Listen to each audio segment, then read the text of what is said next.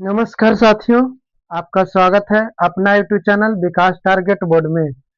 आशा करते हैं कि आप लोग सभी कोई अच्छे होंगे और स्वस्थ होंगे।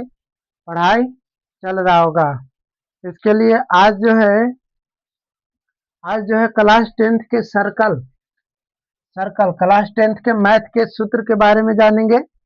मैथ के सूत्र के बारे में जानेंगे कि मैथ के सूत्र होता क्या है। ठीक। सर्कल के बारे में, सर्कल माने वृत्त के बारे में, ठीक है ना। वृत्त जो है, वृत्त जो है, देखो एक वृत्त यहाँ पर पढ़ते हैं। एक वृत्त, ठीक है। ये वृत्त जो है अनेक बिंदु से मिलकर के बने होते हैं, अनंत बिंदु से। ये जो वृत्त जो है अनंत बिंदु से मिलकर क्या होते हैं, बने होते हैं, अनेक अनंत बिंदु से। इसका जो है ये बीच वाला जो भाग है इसको कहते हैं केंद्रक। इसको कहते हैं केंद्रक या केंद्र। केंद्र, इसको कहते हैं क्या, केंद्र, सॉरी, केंद्र, केंद्र बोलते हैं।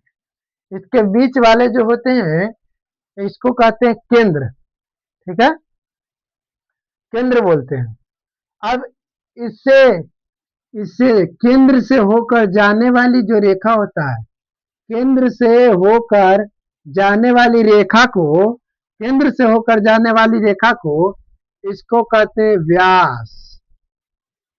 इसको क्या कहते हैं, व्यास बोलते हैं। केंद्र से होकर गुजरने वाली रेखा को व्यास कहते हैं। अब देखो त्रिज्या किसको कहते हैं, त्रिज्या किसको कहते हैं, तो केंद्र की आधी रेखे को, आधी रेखा केंद्र से होकर के आकर के यहाँ, इसको कहते हैं क्या, त्रिज्या बोलते हैं। इसका क्या बोलते हैं, त्रिज्या बोलते हैं। ठीक है, यहाँ तक तो समझ में आ गया होगा। इसको जो केंद्र से होकर के जाने वाली रेखा को किसको कौन कहते हैं, व्यास बोलते हैं। और ये जो बीच वाले जो है इसको मूल बिंदु, इसको कहते हैं केंद्र बोलते हैं। और त्रिज्या, जिसको त्रिज्या को आर से सूचित किया जाता है, जिसको कहते हैं रेडियस। इसको क्या कहते हैं, रेडियस। लिख लो इंग्लिश में, रेडियस, ठीक है, रेडियस बोलते हैं। ठीक है ना, रेडियस, रेडियस बोलते हैं, सॉरी रुक जाओ, रेडियस। उसके बाद व्यास को जो सूचित करते हैं डी से सूचित करते हैं, डी से, ठीक है ना। इसको कहते हैं व्यास को इंग्लिश में डाईमीटर। डाईमीटर, यहाँ पर स्पेस नहीं है इसलिए सिर्फ खाली डायमीटर डी से सूचित किया जाता है। इसको व्यास को डायमीटर बोला जाता है। ठीक है, चलो इतना तो समझ में आ गया होगा। उसके बाद जो है, अब इधर देखो, पहला जो सूत्र कहता है वृत्त का क्षेत्रफल बराबर क्या होता है, तो वृत्त का क्षेत्रफल बराबर होता है पाई आर स्क्वायर। वृत्त का क्षेत्रफल बराबर क्या होता है, पाई आर स्क्वायर होता है। ठीक, यहाँ तक समझ गया होगा। वृत्त का क्षेत्रफल बराबर पाई आर स्क्वायर। इससे एक क्वेश्चन लिए हैं, एक क्वेश्चन लिए हैं कि यदि किसी वृत्त का त्रिज्या 7 सेंटीमीटर है तो उसका क्षेत्रफल क्या होगा, इसका क्षेत्रफल क्या होगा। तो देखो इसमें जो दिया गया है, कुछ दिया गया है, दिया गया है, दिया गया है त्रिज्या, त्रिज्या, त्रिज्या दिया गया है, कितना दिया है, 7 सेंटीमीटर। और निकालना कुछ है, निकालना क्या है, निकालना जो है क्षेत्रफल, क्षेत्रफल, क्षेत्रफल जो है निकालना है। ठीक है, क्षेत्रफल इसका क्या है, निकालना है। अब देखो क्षेत्रफल, वृत्त का क्षेत्रफल बराबर क्या होता है, वृत्त का क्षेत्रफल बराबर होता है, वृत्त का क्षेत्रफल बराबर, रुक जाओ यहाँ लिख देते हैं, क्षेत्रफल,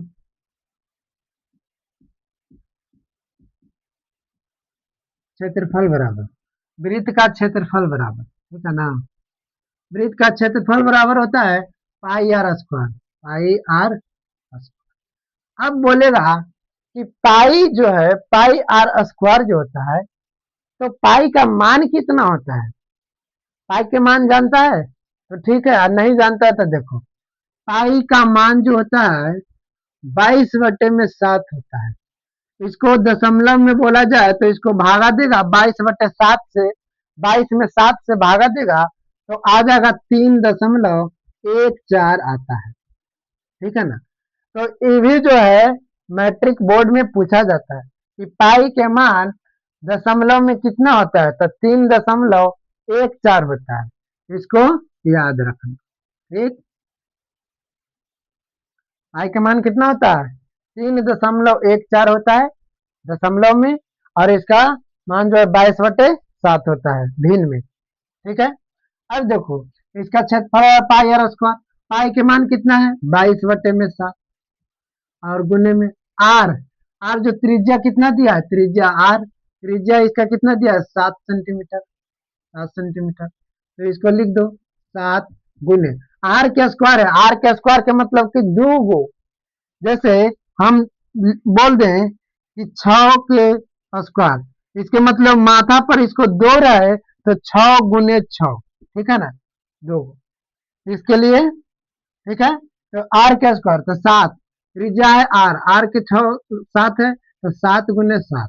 ठीक है, अब देखो इसको 7 से 7 खत्म, तो उसके बाद निकल जाएगा, उसके बाद 22 गुने में 7। अब इसको गुना कर दो, 7 दूना 14, 4 1, और 7 दूना 14 15 सेंटीमीटर स्क्वायर। ये जो है क्या आ गया हमारा? इतना जो कुछ आ गया क्षेत्रफल आ गया। क्षेत्रफल, क्षेत्रफल निकल के आ गया। ये जो है हमारा क्या निकल गया? क्षेत्रफल निकल के आ गया। ठीक है, यहाँ तक तो समझ में आ गया होगा। ठीक, इतना तक तो समझ में आ गया होगा। चलो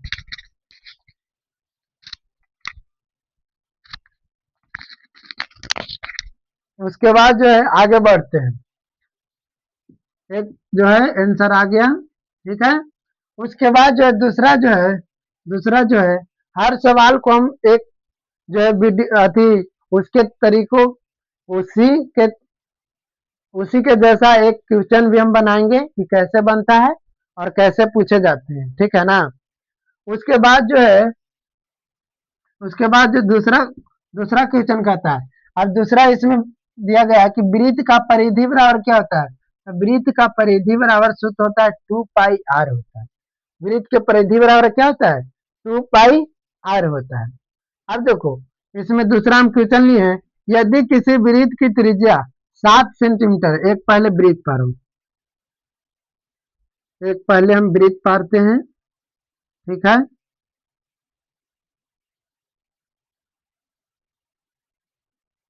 इसका जो है एक केंद्र है, केंद्र है, और इससे जो केंद्र से होकर के गुजरती है उस रेखा को क्या कहते हैं? व्यास बोलते हैं, व्यास बोलते हैं। ठीक है, व्यास बोलते हैं।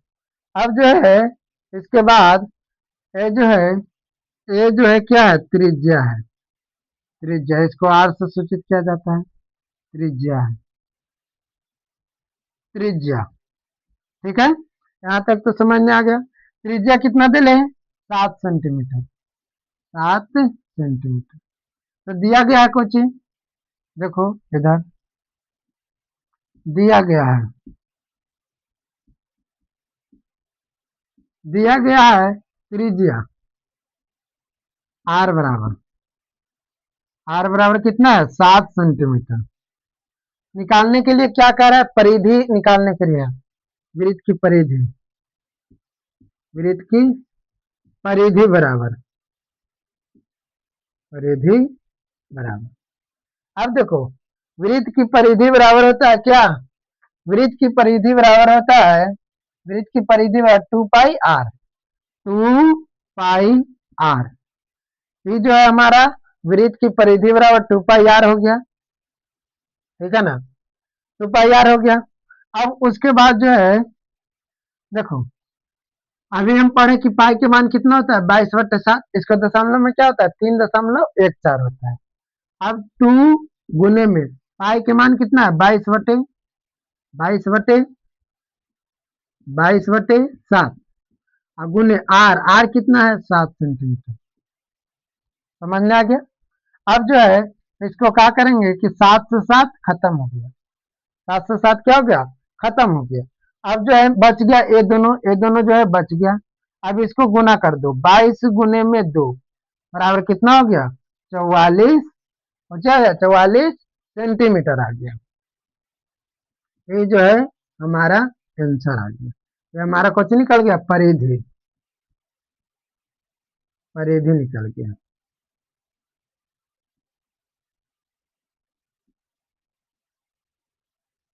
ये हमारा क्या निकल गया परिधि निकल गया। ठीक है, तो ऐसे ही क्वेश्चन आता है। ठीक, ये जो है दूसरा हो गया, वृत्त की परिधि बराबर बन गया।